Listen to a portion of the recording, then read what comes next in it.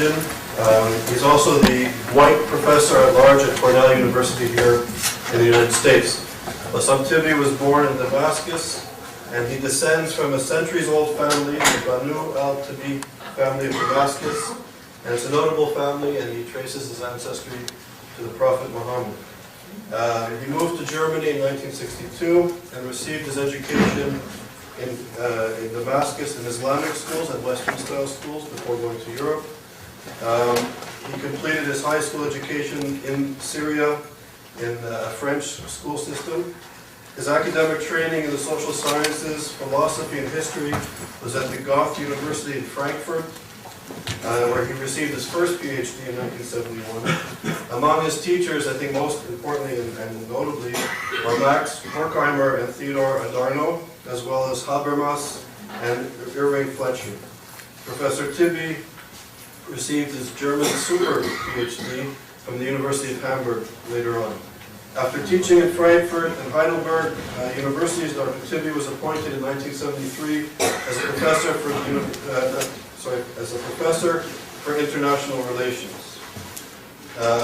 He went on to found the Center for International Affairs at Goettingen University, and he's been the director ever since.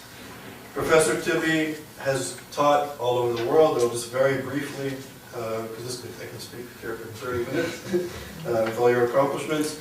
He was teaching at Harvard University and has been a visiting professor in the United States, not only at Harvard, but at Princeton, Berkeley, and Ann Arbor. He taught in Turkey, Sudan, and Cameroon as well. So the list goes on. He's also extremely well published on issues that we are concerned with in the seminar series. He has 6 books in English and 26 books in German. His books have been translated into more than 16 languages. And he writes mostly with about Islamic civilization, the Middle East, and the Mediterranean region. He's been published in journals such as the Journal of Middle Eastern Studies, Millennium, the Fletcher Forum, and the list goes on and on. So it's really an honor and a privilege, and actually Professor Tibi's been here for the week, so it's really been wonderful to be able to speak with him and to meet with him. I'm sure you'll enjoy this lecture. The lecture's title today is Bringing Anti-Semitism Back to Europe, the Virus of Anti-Semitism in the European Diaspora of Islam. So, Professor Tibi.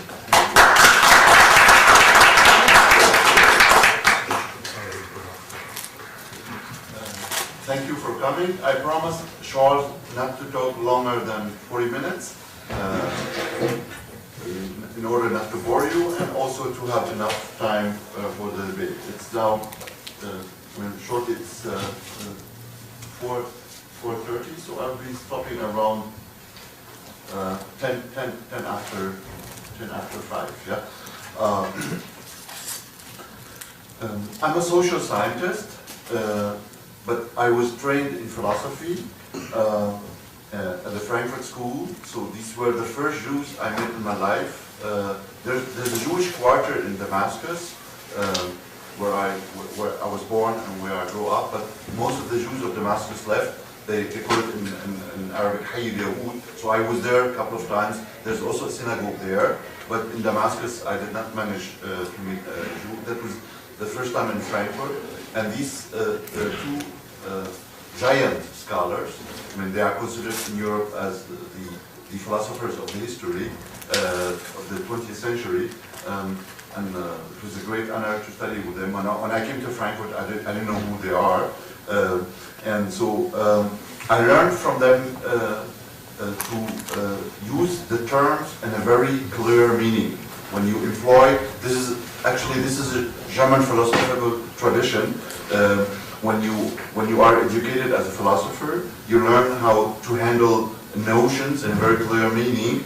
In German they say klare Begriffe. So I refer to this not for boosting of being the students, but for the lecture itself. For the lecture itself that I will be delivering here, it is based on 2 sections. In the first section, I will give some basic information about the issue, very important for understanding the Islam diaspora in Europe, of which I'm a part. In the second part of the lecture, I move to the topic itself. But the basic foundations for understanding the topic itself are very important. In the beginning, it is important to outline the terms that I will be employing, and second, the methodology. The founder of the sociology of religion was a French Jew. His name is Emile Durkheim. He's in France. In France as Max Weber in Germany. And from in my first year as a freshman in Frankfurt, I studied his Les règles de la méthode sociologique, the rules of the sociological method. And among these basic rules is to look at religion not as a text. An Orientalist or a theologian could look at religion as a text, but as a social scientist, you look at religion as a reality, in the language of Emile Durkheim, fait social. So I first will outline the terms that I will be employing, and please keep in mind, when I talk about Islam and Islamism, I do not talk about text, but I talk about reality. I talk about religion as a fait social. Yeah? It is very important from the very beginning to make clear that there's a distinction in all means, a distinction between Islam and Islamism. Islam is a religion, it is my religion as well, it is an ethics, it is a cultural system. Islamism, and Islam exists ever 610, the beginning of the Islamic revelation. Islamism is a recent, contemporary or recent, it is more than recent. It started as a Sunni phenomenon. There's also Islam, there's a Shi'i Islamism, and we have here a great American Iranian scholar who talk about this. My focus will be on Sunni Islam. Sunni Muslims are about 90, there's 1.6 billion Muslims in the world. About 90% of them are Sunnis, about 10% are Shi'is. There's a Sunni tradition and there's a Shi'i tradition of Islamism. And Islamism started as a Sunni phenomenon. So many people in the West think Islamism or political Islam started with Khomeini. Political Islam started in Cairo, 1928, with the Muslim Brotherhood as a Sunni phenomenon. And I will explain what is Islamism all about. Yeah? And the tradition, one can talk about the kind of nasty tradition of anti-Semitism in Islamic civilization. It is not related to Islam, it is related to Islamism. So, again, in a philosophical manner, there's the German philosopher Fichte argues, sagen Sie mir, welche Begriffe Sie haben, und ich sage Ihnen, was für Philosophen Sie sind. Tell me the notions you are employing, and I'll tell you what kind of philosopher you are. There are two basic ideas, yeah, in my presentation, and I'll present them at the very beginning. The first I start with stating with the authority of the historian Bernard Lewis that neither in the history nor in the religion of Islam, one finds any variety of anti-Semitism. In contrast, one encounters in Islamic Spain a Jewish Islamic tradition, and Bernard Lewis talks in his book The Jews of Islam that in Islamic Spain a kind of Jewish Islamic synthesis, cultural synthesis developed. I know this from Jewish historian that Spain is considered Judaism as a religion is much older, but Spain is the birthplace of cultural traditions in Judaism with Maimonides and others, and this was incorporated in a Jewish Islamic synthesis. Yeah? The distinction of Bernard Lewis, whom I'm referring as an authority, is twofold. First, he's a Jewish scholar of high caliber, and at the same time, he's a historian of Islam, so he knows what he's talking about. Yeah? So having stated that with the authority of Bernard Lewis, and with reference to his research, in particular the classic, The Jews of Islam, that in Islam, as a tradition, as a culture, as a civilization, and as a religion, one finds no anti-Semitism. I add in the second statement that today there is an anti-Semitism in the world of Islam, and unfortunately, I'm a scholar, I have to tell the truth, it is a spread virus. Yeah? So having stated that I do not engage in contradiction, I hope I do not, and I think I do not engage in interdiction when I state that the virus of anti-Semitism is widespread in the world of Islam today, particularly in the Middle East. I lived in many parts of the world of Islam. So for instance, 2005, I lived almost a year in Indonesia. There is also there anti-Semitism, but it's very, very tenuous. Yeah? In the Middle East, not only in the Arab part of it, but also in Turkey and in Iran, one faces an anti-Semitism. And in my lecture, in the title of my lecture, you will find the term back, bringing back. And the implication is that the world of Islam is not the home of anti-Semitism. The home of anti-Semitism and the origin of it is Europe, and now anti-Semitism is coming back to its home, to Europe. However, anti-Semitism at the beginning, it had no roots. It was an import from outside, but I'm sorry to tell you, it has been able to strike roots, and it is a problem now in the world of Islam. To illustrate this, 2 years ago, in the city of Basel, there was a meeting of 250 presidents of Jewish communities throughout Western Europe. And to the first time in the history of such meetings, they placed on the agenda the topic of Islamist anti-Semitism. And being a Muslim living in Europe, I am familiar with the fears of Jews in France, in Norway, in Germany. I live partly in the city of Berlin. It is a real problem in Berlin. So the fears are not only related to Nazis who are harassing Jews, and these are in the fringe of the society, but now in the Islam diaspora there is such a thing, and it is a great wrong to be silent about it. People, maybe it's not in my notes, but I tell you this: there's a center. Maybe I use this also to say something that I missed. I plan to say it. There are that I know 3 basic centers for the study anti-Semitism in the world. Two of them are in Germany. One is in Potsdam, and one is in Berlin. And this is the 3rd year, so I'm very happy to be here in one of the 3 basic centers for the study of anti-Semitism in the world.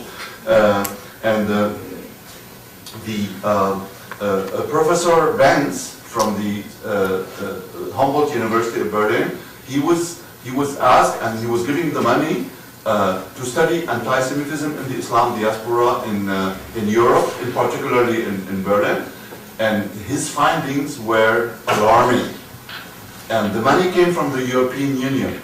There's a center of the European study. There's a center of the European Union based in Vienna, in Austria, for the study of racism. And under the assumption that anti-Semitism is one of the varieties of racism, the money came from this center, and the study was put in a closet, and it was closed, and it was not published. And there was a big scandal. That was 1.5 years ago, and the study was not published, and Professor Benz complained, and then instead of acknowledging the wrong, I mean that they did not publish the study because of its findings, and they at the beginning one started to argue, if we publish something like that, we contribute to Islamophobia. And then see, but I mean, anti-Semitism is a crime against humanity, and Islamophobia is also a crime. But how can you combat one crime and be silent about the other crime? And at the end, I mean, to put the thing right, they argued there are some methodological and technical mistakes in the study, and that's why it was not published. But the reality was it was not published because it is politically incorrect to say that in the Islam diaspora in Europe, there is an unfolding anti-Semitism. So now coming back to my notes, in Basel, 2005, it was this three days meeting of the 25 Jewish presidents of Jewish communities in Europe, and it is very laudable.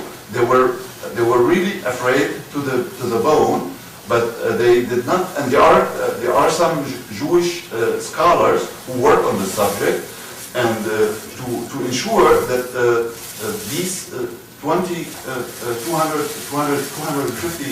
presidents do not want to engage in fault lines between Islam and Judaism, they have chosen to invite a Muslim scholar to speak about the issue, to make sure that there is a need for a Jewish-Islamic alliance. And I'm very proud that I was the scholar chosen to talk about this issue. And I tried to put their mind at ease, however, without tampering with the facts, because the facts are on the ground. And they said, we need to establish a Muslim-Jewish alliance to combat both Islamophobia and anti-Semitism. But in terms of language, I need here to add a distinction that I missed at the beginning. I distinguish between Judaophobia and anti-Semitism. Both are shameful and crime against humanity, but you see, phobia refers to prejudice in terms of language. If you have a phobia against something, so you dislike it.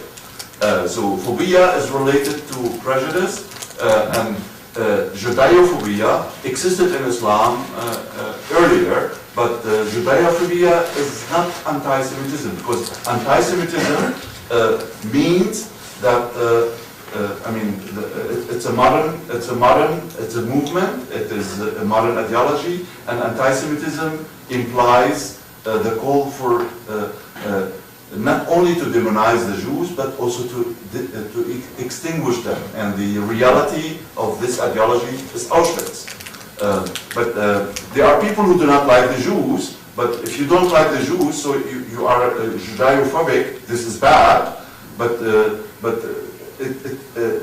it is something different, like when you say the Jews should be extinguished, as the Nazis did. Yeah?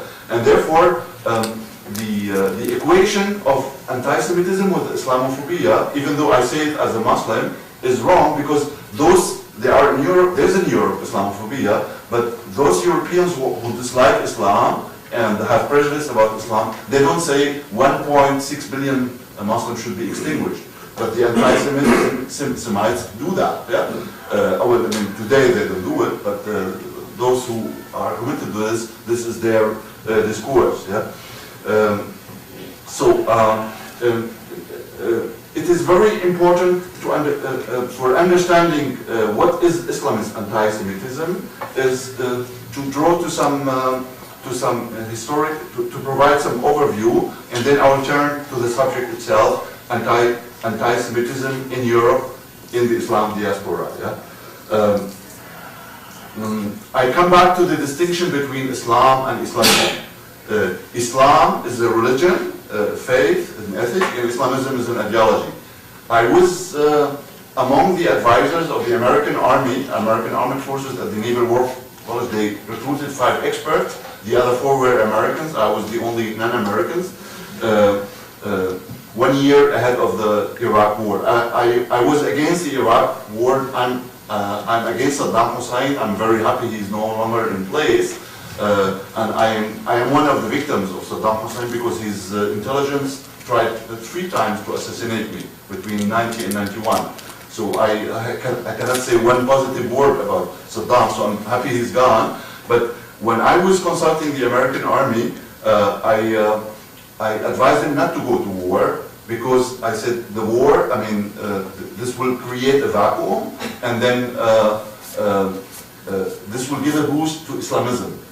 And then one of the generals asked me, you see, Professor Tibi, I'm a humble soldier, I'm a general. I have no time to read books and to do any inquiries. Can you explain to me in a very simple language, what is the difference between Islam and Islamism? And I told him, if you speak to a Muslim, you ask this Muslim, what is Islam for you? It is Islam for you a faith, a belief in God, and an ethic and a way of life, I mean a cultural system?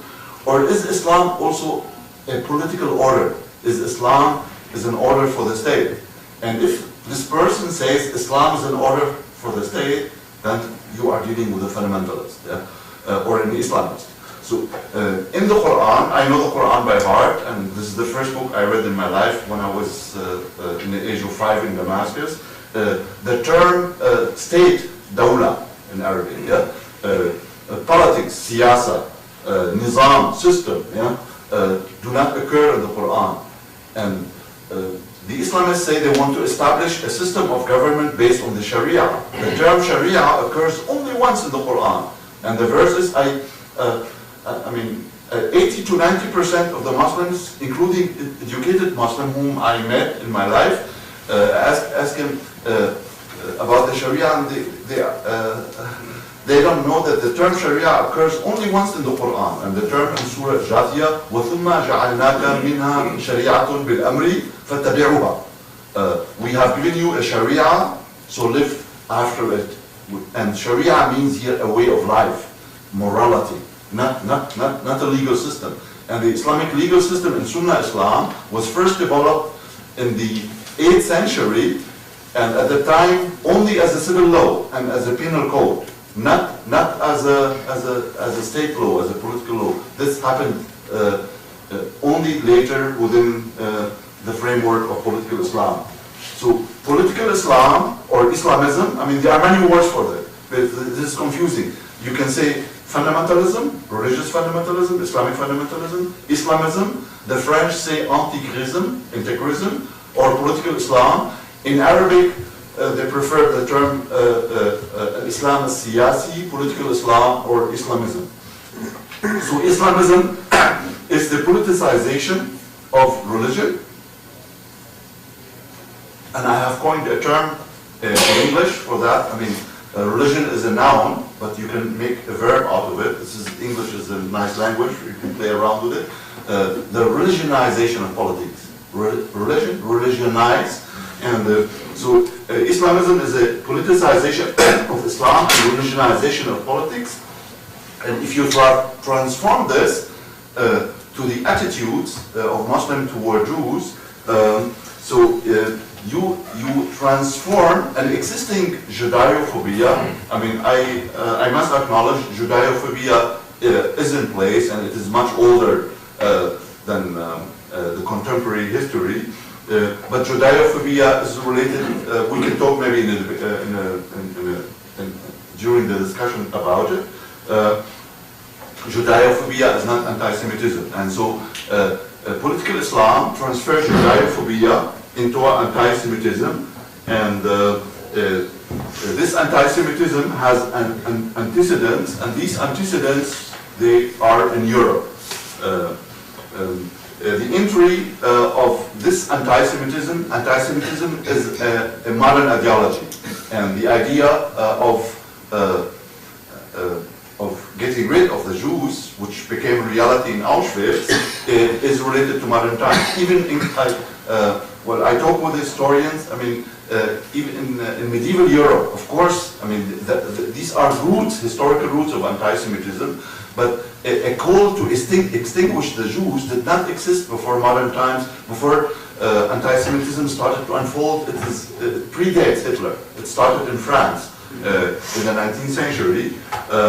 And this thinking came to the Middle East via Muslims and Christians. There were more, in the 19th century, there were more Christian Arabs. Well, actually the beginning of Arab anti-Semitism, it was not Islamic, it was Christian. Christians who came from France, and they brought this virus with them. And it was embraced later by Muslims. And so you have in the Middle East secular anti-Semitism, At the beginning, it was within Arab nationalism, but this is not the major trait of Arab nationalism. I would say more about it. But it became authentic in the ideology of political Islam, authentic in the understanding, say this is not an import, this is a part of our thinking. Yeah?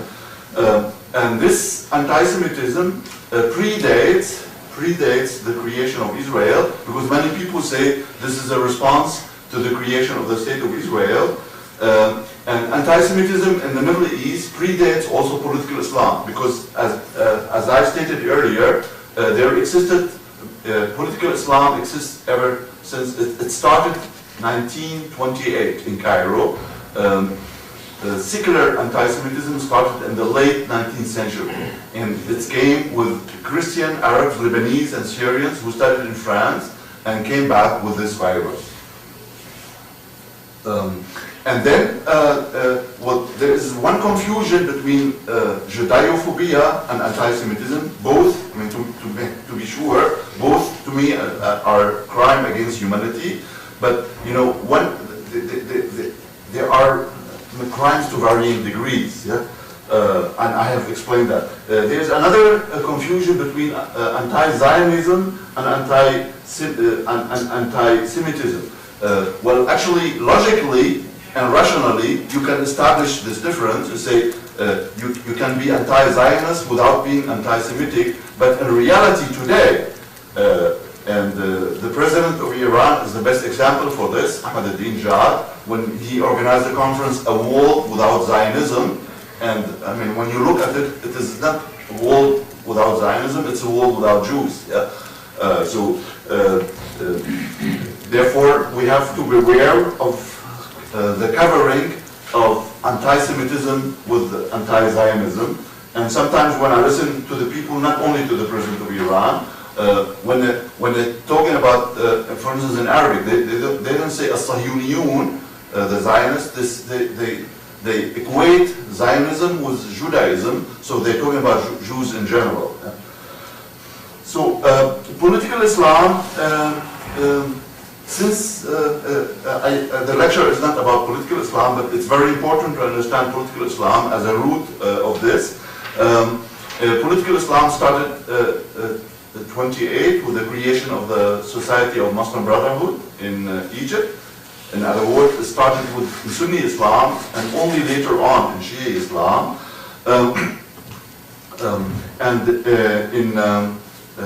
Sunni political Islam started to replace Arab nationalism and pan-Arabism after the defeat in the 60 War, 1967.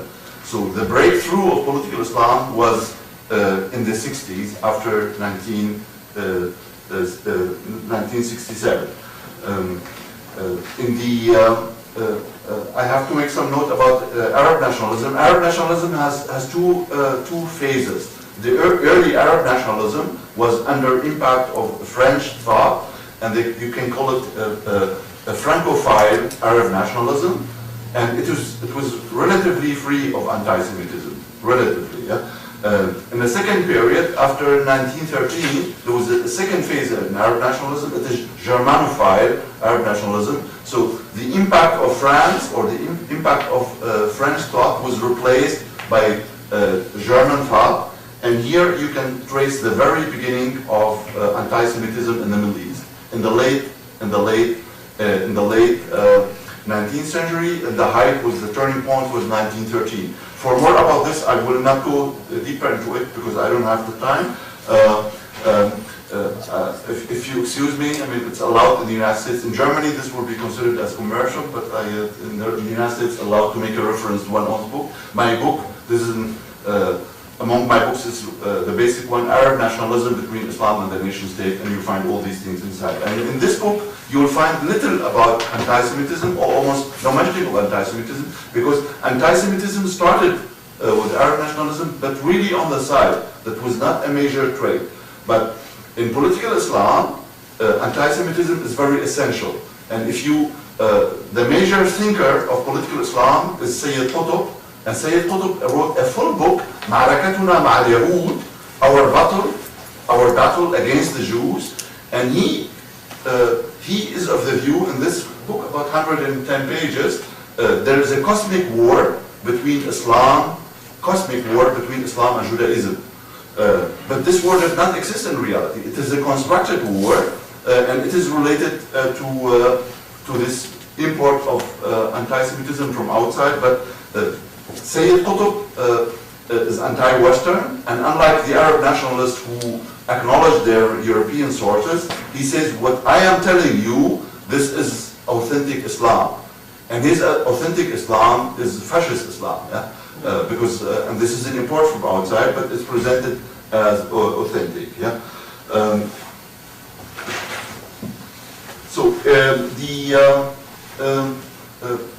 I came to Germany in 1962, and at that time there were literally few thousand Muslims living in Germany. Now we are in Germany now 4 million, and in the European Union we are 20 million.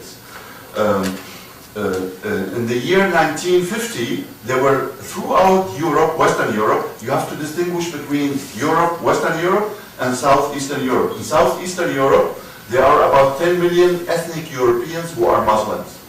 So this is a different community. My focus is in Western Europe, or what is today the European Union. And in the countries of the European Union, we are now 20 million. And in the year 1950, there were no European Union by then. In Western Europe by then, there were 800,000 Muslims living there, less than 1 million. So within 50 years, the number jumped from 800,000 to 20 million. To make sure here at this point, among these 20 million Muslims living in Western Europe, I can guarantee you, I mean, this is not just only to put your mind at ease, at least 90%, maybe even more, among these people, these are decent people who have nothing to do with anti-Semitism and also not with political Islam. Having stated that, and also I add to this, in Berlin, for instance, in Berlin, there are 2 initiatives, Muslim-Jewish initiative against anti-Semitism. So you have this alliances. Alliance is always against somebody, and so there are in many places in Europe, and I know these 2 initiatives in Berlin, and I'm active also in them. Islamic Jewish Alliance or Initiative against Anti-Semitism. But I'm again as a scholar and I'm as a person close to reality. Some people use the information that the Islamists in the Islam diaspora, they are between 3%, in some countries they are 3%, in others, like in Netherlands, 10%, they use this information to belittle of political Islam in Europe. This is wrong, because this very tiny minority from 3 to 10% is powerful, they have resources, they control mosques, and they are the representative of political Islam. For instance, in Germany, there are 4 organizations of organized Islam, and there is empirical research about this. They represent maximally 12% of the Muslims living in Germany. But they claim in public, because they are organized, they control the mosque, they say we are the voice of Islam. Not all of, I mean, one organization of them is related to the Turkish state, is not political Islam, but mainly Gurush, the Muslim Brothers, are in, and they are anti-Semitic, clearly anti-Semitic. And so, how do Europeans grasp this phenomenon? That or put it the other way around. You have my article here on jihadist Islamism, just published in the British journal Totalitarian Movements and Political Religion. There is a flow of Islamic migration to Europe. And Europe now, if you look at statistics, comparing the incoming immigrants to the population, Europe is now receiving more immigrants than the United States, more than Canada, and more than Australia, the classical countries of immigration. So Europe is becoming a continent of immigration, and the Europeans are not ready for this. I have lived for 44 years in Germany. I am a German citizen, but in Germany I'm not accepted as a German. And I'm not also treated as a German. I mean, this is, you cannot understand this. He's in America. If you come and live 2 years here and become an American citizen, then you are a member of the community. And so this, the Islamists use this. There is a kind, the Muslims in Europe, with few exceptions, they live in their own world. They live in enclaves or parallel societies. And the Islamists, they try to abuse, to politicize the discontent among Muslims because of the lack of integration. And what we're talking about, anti-Semitism, is part of this. And Europeans are not ready to become, to live with the reality that they are becoming a continent for immigration. In Germany, they were tampering with the statistics. They say the foreigners living in Germany, there are 7 million. But this number has not changed in the past 15 years. And I say, I'm not the scholar involved in statistics, but this cannot be true. If you go to Berlin, to Frankfurt, you see people who do not look like German, and you see them, this is a kind of majority. But finally, last year, the very first time in German history, that the Bundesamt für Statistik in Wiesbaden acknowledged that 20% of the people living in Germany, the politically correct language is mentioned with Migrationshintergrund, people with migratory background. So it means non-Germans, yeah? 20%, yeah? But if you look at German television, you will never see a face which is not German. But we see we are 20%. We are, I am one of 3 Muslims. In Germany, we are 4 million. I am one of 3 Muslims who are professors, full professors. We are not more than that. Yeah? And so the Islamists use this situation and now relating this situation to anti-Semitism. So Europeans are not able to deal with these changed realities, and also, I mean, in Germany, it is. I mean, I have to say something favorable now to Germany. There are different standards of awareness of anti-Semitism throughout Europe. After Auschwitz, after Hitler, and I must praise Germany. I mean, because I came to you from Austria, yeah? And in Austria they did not deal, they did not process their Nazi. They have also a Nazi past, yeah? But they just put it aside and they don't deal with it. But the Germans dealt with it courageously, and in Germany is almost the only country in Europe where it is a legal offense if you talk anti-Semitic language. It's not part of freedom of speech to talk anti-Semitic. If you talk anti-Semitic, you end up in a jail. You first in a court and then in jail. But the problem is, if you are really against anti-Semitism, then you must accept this in general. So, and I'm going to tell you a story to make it clear, not so academically abstract, how anti-Semitism is dealt with in Germany. If a German will make any notice about Jews, like one of the former combatants of Bader-Meinhof, his name was Mahler, left wing, and he ended up with the NPD, I mean with the Nazis. And he made some quote-unquote critical remarks about the Jews. He had a trial and he's now in jail. Yeah?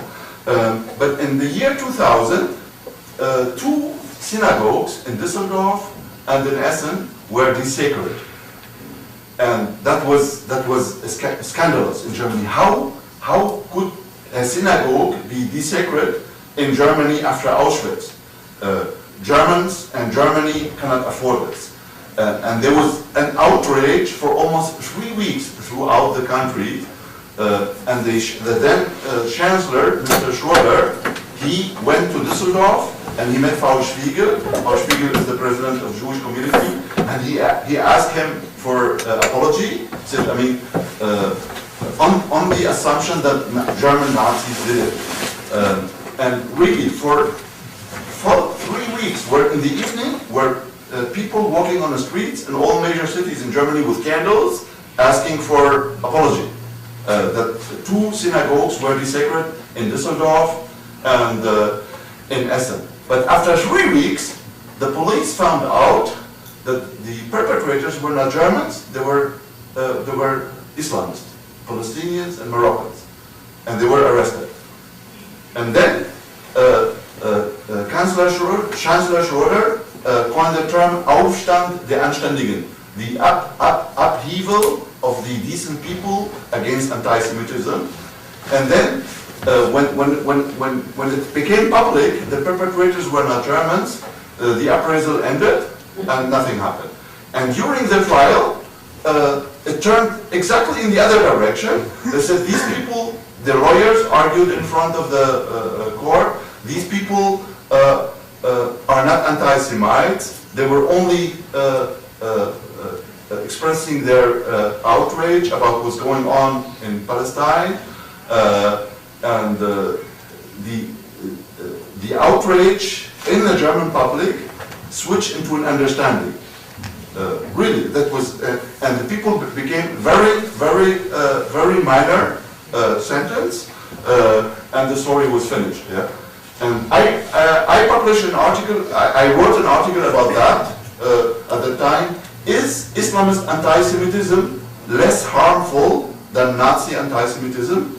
And no German newspaper was willing to. I am not only a scholar; I'm columnist in newspapers.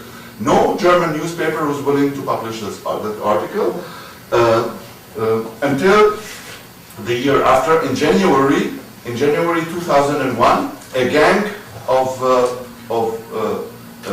Islamists they catched Rabbi Rothschild in Berlin and they smashed him. I mean, he was bleeding and was brought to the hospital. And it was what, I mean, the people were arrested and said they were again Islamists doing that. And only then the daily journal Die Welt was willing to publish the article. And I'm very proud of it. It's half a page. Said Islamist, anti-Semitic Islamism is right-wing as much as Nazi right-wing is. And that was debated. This anecdote makes clear that the ideology of multiculturalism, you see, in Germany, I come from the left wing. I was one of the leaders of the student revolt in the 60s in Frankfurt. I'm a Muslim, I'm alien in Germany, I'm an immigrant, and I have nothing to do with the right wing. But if you criticize on multiculturalism, but the same in the United States, if you criticize on multiculturalism, then you are a right wing. Yeah? And I was criticizing on multiculturalism because I argue we want to live together. I mean, we are 20% of the German population is ethnically not German, and we want to live with one another in peace, and we accept the principle of diversity. I go for diversity, and I would fight for it and sacrifice my life for it, as much I would sacrifice my life for my religious faith. Cultural diversity is about everything, however, with limitations. If somebody speaks anti-Semitic, I would not accept this within the framework of freedom of speech, of diversity. But in Europe, diversity means no limits. I mean, because people say, for instance, I would never, I mean, to move away from anti-Semitism, to show you, I mean, this is in other areas, if somebody commits circumcision, I mean, you have a daughter, you have a sister, and if you do this, this is a crime. This is a mutilation, actually. And they say, but this is the culture. This is the culture of the people. You cannot accept it in the name of diversity. But they say, people say, I won't do that to my female relatives. But if an Arab or an African did it, I have to accept it. It is their culture. This is respect for their culture. I do not respect that. So crimes against humanity have no religion, have no culture, and anti-Semitism belongs to this category. So you cannot say if anti-Semitism is done by Germans, then it is a legal offense. But if it's done by non-Germans, then you have to accept that this is only outrage about blah blah blah. Yeah. The problem is in here. I still have 3 to 4 minutes. Just come to my conclusions. Not just to stop like this. It is important when we're talking about Islamic migration to Europe to make 2 differentiations. First, a historical distinction. After the Second World War, there was an Islamic community in Western Europe of about 800,000, less than 1 million. They were basically in France and in Great Britain, and this is part of the colonial legacy. Germany, Scandinavia, and other parts of Europe, there were individual Muslims. As I told you, I came in October '62 to Germany, and I was among a few exotic Muslims who was walking around. Yeah?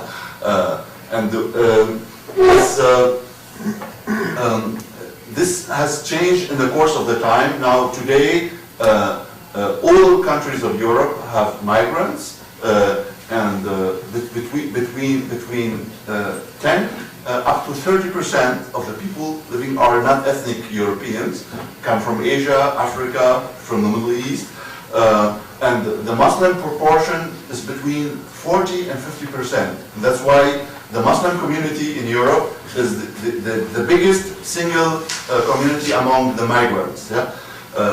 The second thing is, and I have stated it, and I have to repeat it, the majority of Muslims living in Europe are decent people, and they come to Europe for a better life. Yeah? I think it would be a great mistake of one accuses the Muslim community as a whole of jihadism, because this happens since 9/11, of jihadism, of anti-Semitism. It is a minority within the community, but to refer to the argument of minority is not only to protect the majority from accusations, it should be also added, one should add to it the fact that it is a very active minority, is a dangerous minority, is powerful minority, is organized minority, rich of resources, and the worst thing is they control most of the mosques throughout Europe. And that's why we need a counter strategy, and this counter strategy has to be educational. And I am the founder of European Islam. I established a concept of European Islam 1992 in France, in Paris, and I get support from there. I get support also from the Dutch government, partly earlier from the Swedish government. And you see, we have to keep young Muslims, boys and girls born in Europe, out of the impact of these people. Keep them out of the education in the mosque, and try to screen the mosque, and also to make sure that speech of hatred in mosques should not be allowed within the freedom of speech. In England, Blair, whom I don't like because his advisor is an Islamist, but he tried to enforce a legislation in the parliament to outlaw hatred speech, and his party, the majority of people in the party did not support him, so that was not successful. So I mean, hatred speech and anti-Semitism is part of it, is allowed within the freedom of speech, not in Germany. Yeah? And here Germany is better off than Great Britain. Yeah? Let me now come to my conclusion. It is very important here maybe there is a Europe at the moment, there is a fight for the soul, for the hearts and soul of the migrants. Yeah? And Europe is not doing a good job in this. Yeah? And I finish maybe with a scenario. There's a you know the newspaper Financial Times, and there's a German edition of it. And last year they published a scenario of what's going to happen in Germany in the next 10 years. So how will German university look in the next 10 years? How the German economy will look in the next 10 years? How German democracy will look in the 10 years? and they took for each of these areas an expert. And as an expert on Islam, not only because I'm a Muslim, but as a scholar working in Islam, I was asked how would the Islamic diaspora in Germany look in 10 years. And I wrote a piece, and it was rephrased. I mean, to introduce the scenario not in my own phrasing, but in a phrasing of the editorial board of the newspaper. And it was published under the title "Junge Muslime werden sich an Deutschland rächen." Yeah? Young Muslims will revenge on Germany in 1 year. They said, and that what happened in France a year ago, the riots in the what you call the banlieue de l'Islam in English, the suburb of Islam. These are young boys and girls, mostly boys, because it was they speak barely Arabic. They speak French, and if they speak Arabic, they speak broken Arabic or none at all. They are born in France. In their countries of origin, in the Maghreb, they are not accepted. In France, they are not accepted, and they are not integrated in society. And they are susceptible to the propaganda of political Islam, including anti-Semitism. And in France, it is a real problem. And so, what can you do against this? A policy of integration, a policy of education, a policy of enlightenment, and one should also find a way not only to keep these young boys and girls born in Europe away of the impact of political Islam in Europe itself, but also from outside. Like if you go to Berlin, there is a television station by Hezbollah, is Al-Manar. If you look at it, and I look at it, it's 30 to 40% what they broadcast is anti-Semitism. Yeah? So this is their major subject. And this Al-Manar television is seen by many Muslims in Berlin. I see it and elsewhere. But here, what can you do about this? Yeah, I think here there's a war of propaganda, and there's a lack of integration. There's identity politics. What does Europe and the Europe response? They say we have learned from Auschwitz, and the lesson of Auschwitz: we are now multiculturalists. We are open to all, including, I add to it, you are open also to Islamist anti-Semitism. This you have not learned from Auschwitz. One of my friends and colleagues in Germany, Professor Wolfson, Michael Wolfson, we fight together. He fights on the Jewish side, I fight on the Islamic side. Say, Germans did not learn from their past. And I think this can be extended also to all Germans. Because Europe has no strategy to deal with Islamist anti-Semitism and other undemocratic ideologies entering Europe in the name of multiculturalism. Thank you very much for listening.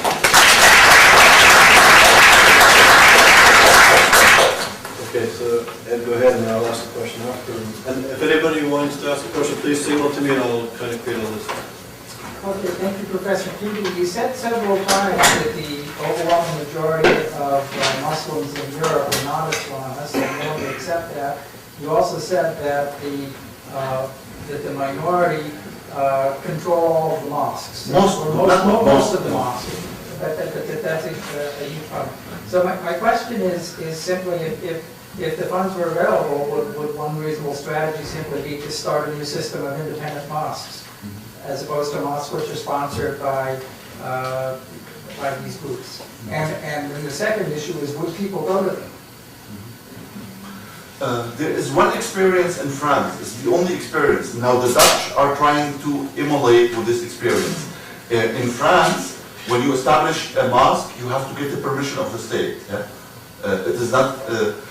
People say the French are secular fundamentalists. This is nonsense. Yeah?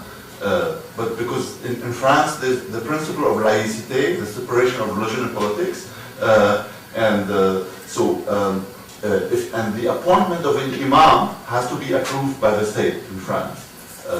In the established mosque in Lyon, in Marseille, in Paris, the imams are Democrats. I mean, I know some of them, and they are, you can be Democrat for the gallery, yeah? But these are really full-hearted Democrats.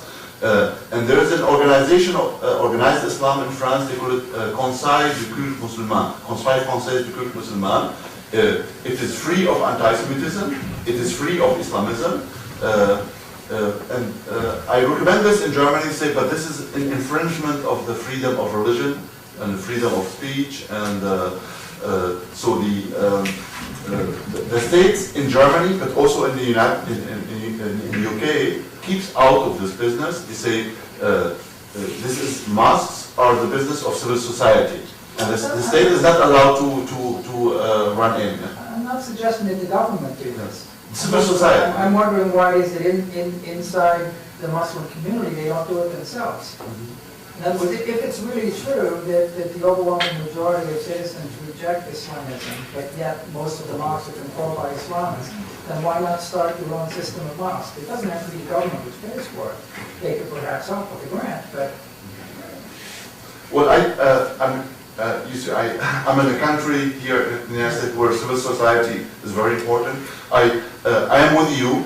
I'm against, the state intervening, this is not my model. Right. I'm with you. But consider this, this is a fact. I have problem with this because I am against state intervention, but I ask for the help of the state without success. The situation is like this. In Germany, you see, in Germany I would say 90% of the Muslims living in Germany, they are not Islamists. Yeah? But these are individuals, and they are not organized. And so this is, you see, amorphous mass, powerless. They cannot do anything. And the 10%, they have the mosques, they have the organization, they have the money, they have the infrastructure, and I fight against them. And you know what they say about me? You see, I can document this with all kinds of legal and scholarly documents. My family, Bassam Tibi, descends from the Prophet, so I'm 100% Muslim, and this can be traced back throughout the centuries. And ethnically, I'm 100% ethnically Arab, yeah, 100% Sunni Arab, yeah. But my reputation in Germany, I'm a Jew, I'm a hidden Jew, and I have been brought by world Judaism. This is part of anti-Semitic ideology is thinking of conspiracy. So world Judaism introduced me to Germany and to undermine Islam within. And you see, I am one of 3 Muslim professors who are full professors in Germany. They say, how could he become a full professor if not the Jews are behind him? Yeah? And the Jews in Germany are not powerful, right? But you see, so these 90%, this is the problem. So what can we do? The 90% cannot do anything. In France, the state support my friend is the grand imam of the Grand Mosque in Paris. His name is Dalil Boubacar, and we are 100% the same. But I am in Germany nobody. He is such an important man. Mr. Chirac receives him and treats him like a state man. And the Prime Minister of France goes to the mosque and pays official visit there. They get funds. They are supported. There is another one, the Grand Mufti of Marseille. His name is Sheikh. Yeah, is the same. But you see, so my dilemma is I do not like. I like civil society. I am, by the way, I'm also a founding member of the Arab Organization of Human Rights. So it's not only a lip service to civil society. I believe in civil society, and I'm against etatism. But in this situation, people in France get the support of the state. Now in the Netherlands, the same is happening. Like they are training imams and saying we do not want to import imams from outside. We train imams in a democratic European mindset, and this is the way. And I think we have here to find a balance between organized civil society. For instance, the Christian churches do not support me and do not support European Muslims. The first question they ask me, who is behind you? Who is your constituency? He said, my reason is my power. He said, what can I do with your reason? I would say, the Minister of Internal Affairs in Germany said, you must understand, I'm a politician. I deal only with people with constituency. You have no constituency, so I cannot deal with you. But the people of Milli-Gorosh, this is right-wing, extremist right-wing, fascist, Islamist, they have 50% of the Turkish mosques in their control. They talk to them, they invite them. This is the situation. Yeah? So it's hopeless. Yeah? I would like to ask you a question. You make a distinction between Judeophobia and anti-Semitism.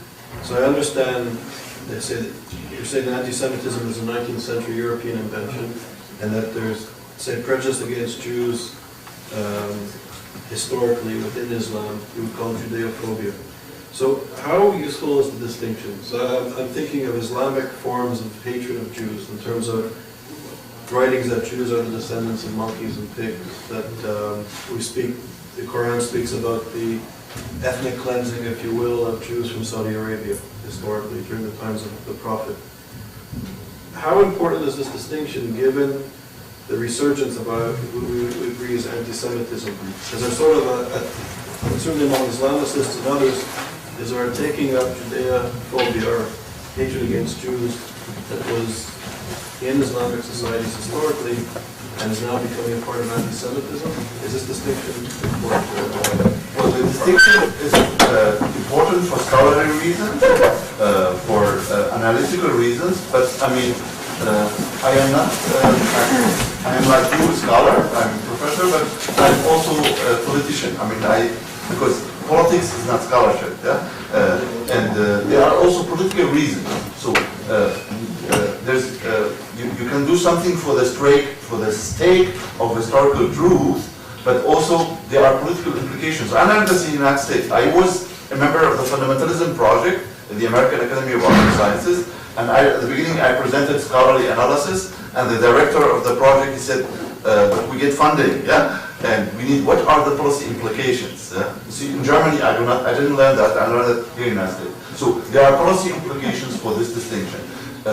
Islamists, quote, there are, in the Quran, there are phrases, some phrases which are favorable to the Jews, others are not. Yeah? And the Islamists, they quote the Quran selectively, and when they present their anti-Semitism, they say it is in the Quran, yeah? And they quote the Quran selectively. And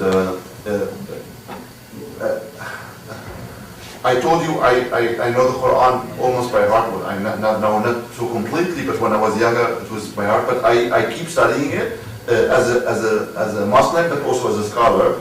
And there is no such thing. And in the Quran, it was like this. The Quran was revealed in Mecca at the beginning, from 610 to 622, and from 622 until the death of the Prophet, 623 in Medina. And when the Prophet moved from Mecca to Medina, he was dealing there with two tribes, the Aus and the Khazraj, and with Jews. There was a lot of Jews in the surrounding Medina, with the Jewish tribes. Yeah? And those of you who know Jewish theology very well and look at Islamic theology, you will find so many resemblances.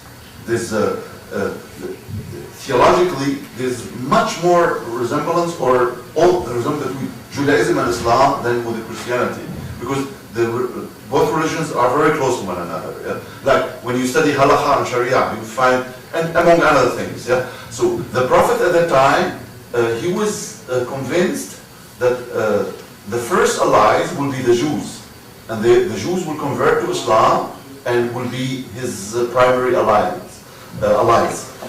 This did not take place, and he was highly disappointed. And so there's a biography of the Prophet written by a French scholar. He was in his time life, Maxime Robinson, a French of Russian Jewish origin. This is the best biography about the Prophet. The name is Muhammad. It exists in English, and I recommend it to you. And his interpretation is the Quran has two sections, I mean, the Meccan part, which is very general, and the Medinense part, what was revealed in Medina, which was, he states, quote unquote, it's a chronicle of events at that time. Yeah? So when the Prophet was in good terms with the Jews, the statements about the Jews were favorable. When he was in conflict with them, and at times they fought against one another, then the description of the Jews is not favorable. But the way I told you earlier, you know, this quote, that the Jews are monkeys, it does not exist in the Quran. I can assure you this as a student of the Quran, it does not exist. But they are unfavorable, and these unfavorable are you can call it Judeo-phobic, just the prejudice, or not favorable. Maybe it's better not favorable, just not, but they are not anti-Semitic. Yeah? And the anti-Semitic reading in these phrases is something which really alien to Islam. And I refer again to the authority of Bernard Lewis. Bernard Lewis is the best historian. I'm not the only one who says that. Bernard Lewis of Princeton, he's now 86 years old. Yeah? He's the best historian who's still alive on Islam. There's no one who could compete with him. And he says in his book, The Jews of Islam, there is no anti-Semitism in Islam, neither in the text nor in the tradition. And this, it started in the late 19th century by Arab Christians. And therefore, I mean, this is not only an academic knowledge, it is also a knowledge for dealing. When I talk to Islamists and they present Quranic verses, I must be in a position to refute them on Islamic grounds, because it is very important. They say, you are coming from outside, and referring, this is our Muslim. No, I refute your statements on Islamic ground, and therefore this distinction is very important. And to make Judeo-phobic statements in the Quran related to events, in order to deny these statements general meaning. This is bad, the distinction. It's not only analytical distinction. May I ask you? Sorry, excuse me, behind you. Sorry. Well, the subject has recycled so much. I don't know how precisely I to make it at this point, but what the problem I was having with what I did enjoy in your remarks was the distinction between the politicized version of Islam and the cultural religious version of Islam. When you yourself acknowledge that in order for you to have any effective impact on Muslims, you have to politicize. So in other words, instead of distinguishing between the politicized negative Islamism and a apolitical, scholarly, decent Islamic population, I think you have to accept the reality that everything is political, and the solution has to be politics versus politics, a politicized Islam that is clear of destructive aspects. Because, so that's the first issue, is an agenda. Instead of relying on Germans or Russians or French or anybody to solve this problem, it goes back to that gentleman's comment, it's an Islamic issue. It's within Islam. Who controls the Islamic culture, the Islamic context? Just suburbs that are not integrating them? There's something in the faith, there's something in the culture that you're not addressing. And it goes back to the issue years ago when ecumenicism came about, many years ago. And I would go to conferences, and there would be a Catholic priest. What's the question? The question is, what is your plan to address the Islamic problem, not the the politicized issues that really belong in a negative barrel, but how do you get to be a political force that challenges the right of mosques to disseminate, etc., anti-Semitism, and for Muslims to be deeply anti-Semitic and anti-Israel? Probably you will wonder, but I'm fully in agreement with you, and I will give you an evidence for this. Yeah? I'm an expert on Turkey. I mean, by origin, I'm Syrian. I'm from Damascus. But in the past 20 years, I was working on Turkey. I was professor in Ankara and Istanbul many times, and I publish in newspaper in Turkish. And so I'm accepted in Turkey because my grandfather was a general in the Ottoman army, Osmanli Pasha. And I am a secularist, and my friends in Turkey are the Kemalists, not the Islamists. And by the way, the Islamists are now ruling Turkey, the AKP party. Yeah? And my problem, when I got my first visiting professorship, 94 in Ankara, I gave my first lecture, and then the president of the university and the other Kemalists, they took me for dinner, and they said, Bassam, we think you are seculars like we are, and that's why we have invited you. But you speak of Islam, and are you fundamentalist? Did you change your mind? And I said, you didn't listen well to me. Yeah, as you said, you cannot do without Islam. Yeah, you know, they are pure secularists. Pure secularists that take religion away, fully away, and this doesn't work. Because if you want to appeal, if you want to talk to the people, like we know, I'm a human rights activist. When I talk to Muslims, I do not quote John Locke. I quote the Quran, in my understanding, to support what John Locke says. Yeah? And then people listen to me. But if I quote John Locke, nobody would listen to me. Yeah? And so I told the Kemalists, that was 94, if you do not embrace Islam in a political concept, you will lose. Because the Islamists are on the march. And my prediction is now reality. The Islamists rule Turkey since 4 years. The AKP party, they have 2/3 of the seats of the parliament. Yeah? Erdogan is 100% Islamist. Yeah? So my solution is, you know, is not to separate Islam from politics 100% in a secular dogmatic understanding. That wouldn't work. Then you can be as an intellectual lecturing at Yale with no impact. Yeah? You need to relate Islam to a concept without becoming an Islamist. And therefore, I distinguish between Islam as a political order, and this does not exist in the Quran. This is a reading of Islamists in the Quran. And when I talk to them, for instance, the Islamists, they say, in Turkish they say Din Devlet, in Arabic Din wa Dawla, they say Islam is based on the unity of state and religion. And I say, where do you have this from? They say, in the Quran. I say, can you quote? They cannot. And I say, if you look at the Quran, the term Dawla, state, does not occur one single time. See, so I accept Islam as a political ethics.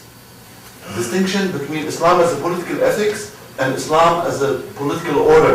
Islam as a political order is totalitarian. And if you read my article, I hope you got one copy of the article here, this is an interpretation of Islam which leads to Islamism, and this is not the not authentic Islam, but it is appealing. And then you have a competition between two concepts of Islam, and therefore, especially even in Europe, in the diaspora, in an age of identity politics, you know, Muslim youngsters, they do not pray, they do not go to the mosque, but they need identity because European societies do not give them identity. Here in America, if you live, maybe after a while, America gives identity. Like when I'm talking in Germany, look, the ambassador, American ambassador in Baghdad is a Muslim, and he's now moving to New York. He will become American ambassador in the United Nations. Khalil Zadeh is a Muslim born Afghani. There's no such thing in Europe. Yeah? We are kept out. Yeah? And then people say, how do you defend these Europeans? They are doing all these harms to us, and you defend them. So, I mean, in short, if you argue without Islam, you are a loser. So you are right. And therefore, I developed a concept, I have developed a concept of European Islam, a reform Islam. Islam without jihad, without Sharia, Islam based on Islamic morality, and put it in line with constitutional values of European societies. And this advice has been listened to in the Netherlands, in France, and it has some reality there, but not in Germany, not in Scandinavia, not in Austria, not in Italy. Okay, so Thank well, you. the gentleman there.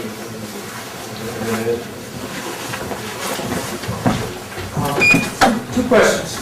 One, I like your idea of European Islam and the way of separating the politicization, but I wonder if it really holds up historically, because when I think of how Islam spread in the beginning, from the Pyrenees to the Indus River, was it not through conquest, rule, the spread of the Arabic language and the Quran were the same process, and the whole rule of the caliphs, at least until the Ottomans, would not that have been politicized Islam? And my second question was about the hate speech and crimes, because it's my prejudice to answer speech with speech. Now that may be my American roots, but you present good reasons, and the European experience, of course, is much more deadly, and I can see the European need, perhaps, to limit hate speech.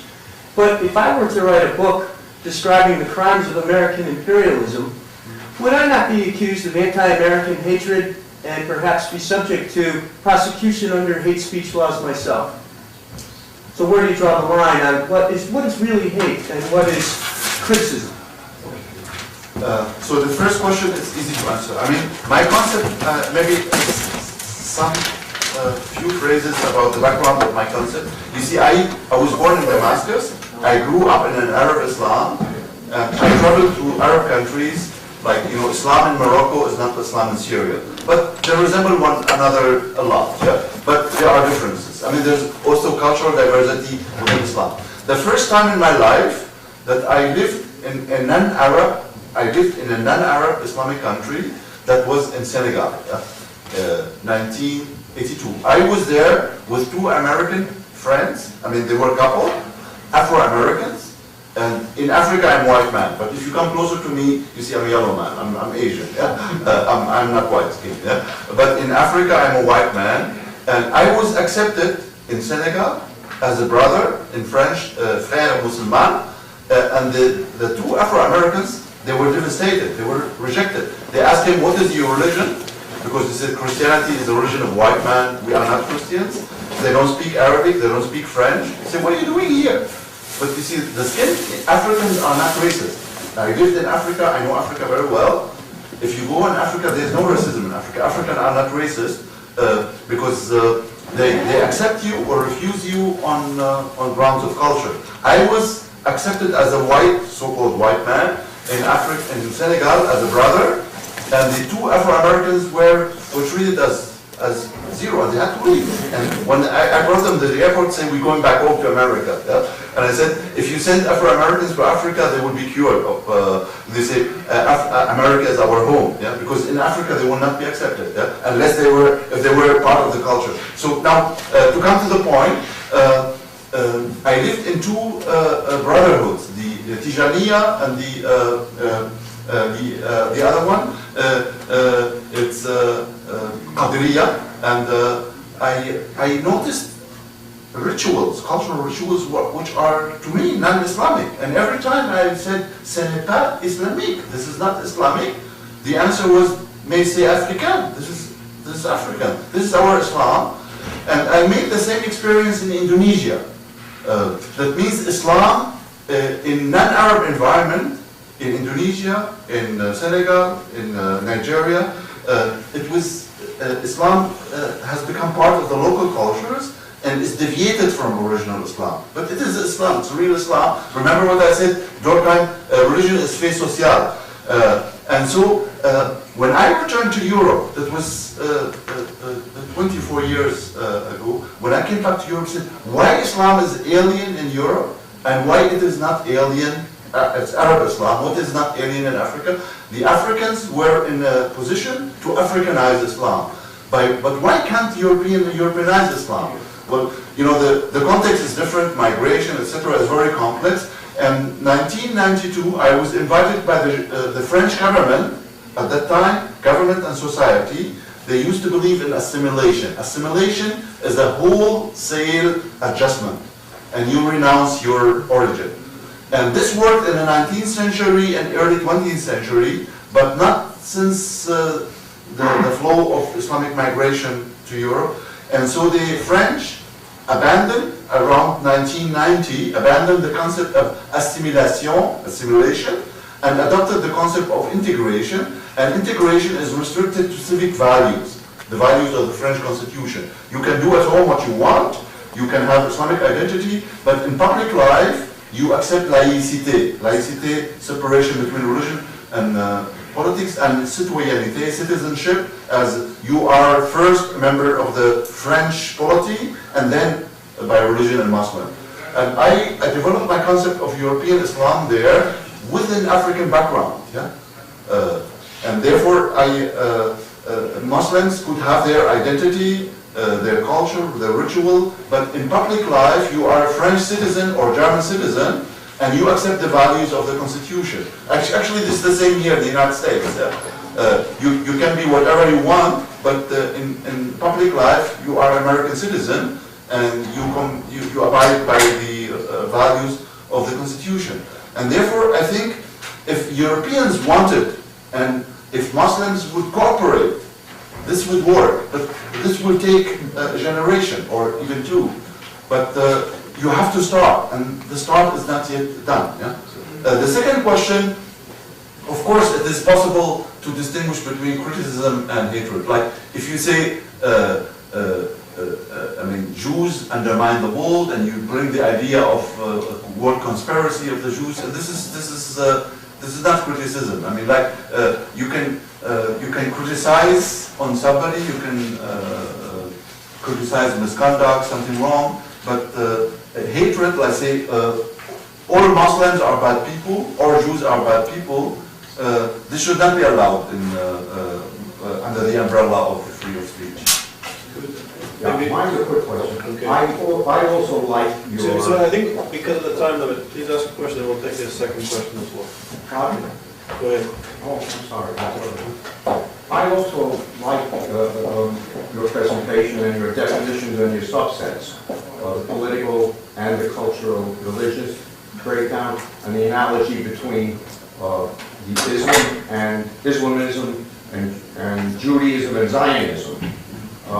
My question is this: you say that 90% of the Islam are Sunnis and 10% are Shiites.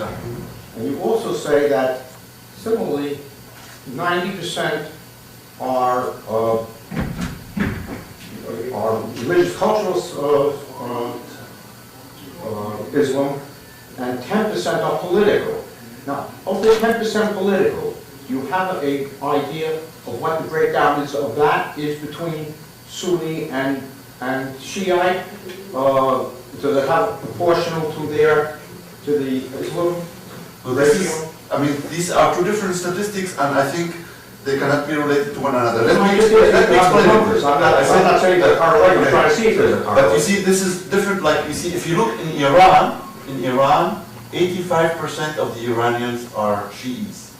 If you go to Iraq, 55% of the Iraqis are Shiites. If you go to Lebanon, 40% of the Lebanese are Shiites. If you come to my country of origin, Syria, only 11%. So this varies from one country to one country, but all Muslims in the world together, there are 1.6 billion people, but among these 1.6 billion people, the Shiites are about 150 to 160 million. This makes about 10%. But this 10% of Shiites exist in different proportions throughout the world. And how about Europe? in Europe, it's also in there are no exact statistics about this in Europe. But from one country to one country, like in UK, there are almost no Shiites at all, maybe 1 or 2%. In Germany, maybe 5-6%. So it differs from one country to another country. So the decent people, I said 90% of the Muslims are decent people. These decent people include Shiites and Sunnis as well. So this is as a decency is not related to Sunnah or Shia Islam. I'm a Sunni Muslim, but you see, there are tensions between Sunni and Shiis, and I keep this out, yeah, because, you know, some Sunnis don't like the Shiis, Shiis don't like the Sunnis. I do not subscribe to this. Let's take a question here. I'm not sure this is a question that has a short answer, but with the hope that there can, and it's apparent need that there can be some change in the mosques. I'm very interested in knowing what kind of organization the mosque has, how this extreme group got power in so many mosques. This is the problem. I mean, this is a very good question, and this, believe me, because I consult politicians in Europe, and it is very, I mean, these politicians are intelligent people, but they are European, they're very Eurocentric. And that's why the problem is not intelligence, it's a view of the world. It is very difficult. I have not been successful, like the President Minister